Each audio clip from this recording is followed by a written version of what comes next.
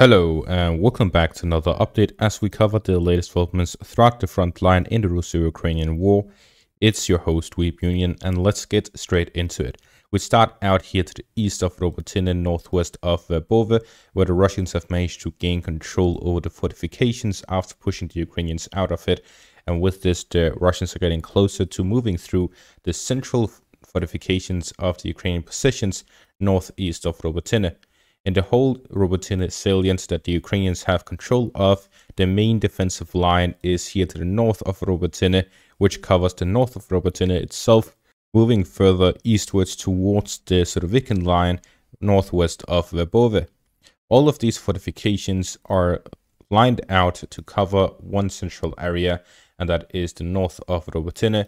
If the Russians move through these fortifications and capture them one by one, they'll be able to push the Ukrainians completely out of the Robotyne salient, and the Ukrainians will be forced to withdraw back to fortifications and defensive positions further back in the salient. The Ukrainians will be forced to withdraw from Robotyne and up the highway back to Novodanilivka, where they can hold on to positions formed in that direction. We see so far that the Russians' pressure is mainly exerted here to the northwest of Verbove throughout the month of March, where they've managed to push the Ukrainians back in northern positions and western positions of the town, capturing or recapturing the Surovikin line and some of these fortifications. The Russians have also managed to gain a foothold in Robotyne and are still holding on to it 2 weeks after they managed to get it.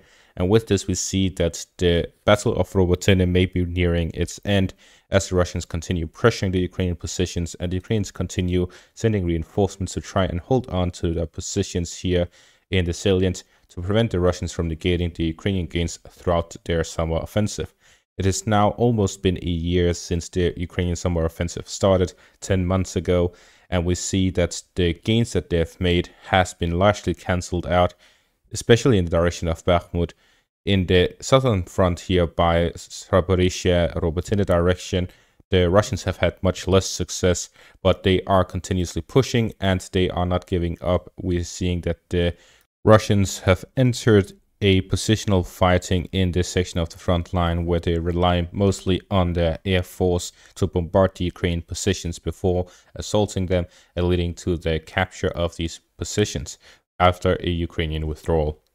We'll then move on to the next section of the front line, which is in the direction of Novomikhailivka, another town that we know the name of after all of the fighting that has taken place in the area over the past month. And we see that the Russians have managed to launch an armored assault towards the fortifications to the southwest of the town, as is confirmed with this geolocated footage. We see that the Ukrainians in the area were facing off against a Russian assault, and fighting is taking place in the area, leaving it in a gray zone. But based on the geolocated footage, the Russians managed to reach these fortifications and the fighting is taking place there. If the Russians manage to gain control over the southwestern flank of Novomikhailivka, they can launch assaults towards the main road, supply route in and out of Novomikhailivka, and force the Ukrainians to withdraw from the town.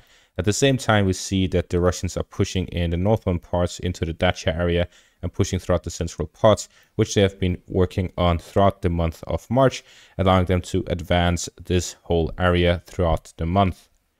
Moving further north, we see here in the direction of Pervomaisk, there's been yet another Russian breakthrough against the Ukrainian defenses in the area, where the Russians have pushed through the northern and central parts of Pervomaisk. In the northern parts, the rest of the town is in a gray zone as Russians have managed to reach towards the end of the town, towards the outskirts of it, and the final parts are under fighting as the Russians are looking to gain full control of it. As for the central parts, the Ukrainians are currently undergoing a withdrawal towards Nitailove as their defensive positions in the western outskirts of Pervomaisk are unsustainable, and will likely see the Russian full capture of the town within the next few days or weeks. So with this, we see that the situation is continuously developing in the favor of the Russians. Throughout the front line in the month of March, we have seen that the Russians have had a net increase in approximately 66 square kilometers of territory, mainly situated around the west of Avdiivka, in the direction of Pervomaisk, the capture of Nevelsky, and to the south of the village, in the direction of the southwest of Donetsk, both towards Krasnoarivka, where positional fighting has taken place, in the direction of Rehorivka, where the Russians have reached the central parts of the village, direction of Pobjeda with positional fighting, and it is largely the Ukrainians trying to recapture the village, but the Russians have secured the northern and southern flanks by capturing these positions and areas to the north and south of it. In the direction of Novomikhailivka, a lot of positional fighting has taken place in the northern flank. The Russians managed to gain full control over the eastern parts of the town, pushing through the center to now fight in the western parts and northern parts of the town in the Dacha area, as well as positional fighting in the southern parts towards the fortifications, leaving all of the fortifications south of Novomikhailivka in the gray zone. Further south in the direction of the Remevsky Lech area, from Volodar and all the way to Olyapole, positional fighting and probing attacks have taken place, leading to about 10 square kilometers of advances by the Russians. And finally, in the direction of Robotyne, where the Russians managed to fully recapture the Surovikin line, push through the central parts of the salient, and gain a foothold within Robotyne. This situation, although it is entirely in the Russians' favor, the Russians are still struggling with one thing, and that is properly supplying the southern parts of the front line. The current supply lines leads from Russian territory through Mariupol and down to Berdyansk, where trucks then leave from the Azov Sea and upwards towards the front line, as well as rail that goes through Crimea and up to the Kherson direction and towards Melitopol, because the main rail that goes through the northern parts is supposed to go through Zaporizhia before going down south to Tokmak. That is how it is connected with Mariupol and to the east. However, the Russians are building a rail supply line that goes from Rostov through Mariupol, through Berdyansk, and directly to Melitopol, allowing for a direct connection between Russia and Crimea, moving further down south to Crimea, as well as to the front line. This will significantly strengthen the logistics of the Russians in this section of the front line and allow the Russians to start thinking about offensive or major offensive operations in the south. This rail project has been under construction for over a year and is nearing completion. When that happens, the Russians could start building up the logistics for a summer offensive in the south. It will be finished before summer. As for the eastern parts, we know that all the areas within Russian territory has good enough logistical situations for them to properly resupply and launch offensive operations there. The connection between Rostov and Mariupol will also connect up to Donetsk itself. Although the city is near the front line, now that the Russians have managed to push the majority of the Ukrainian positions away from artillery range towards Donetsk itself, except for one area, which is the city of Krasnoyarivka here to the west of Donetsk. It is a heavily fortified city, and it is likely that the Russians are looking to attack it from three directions.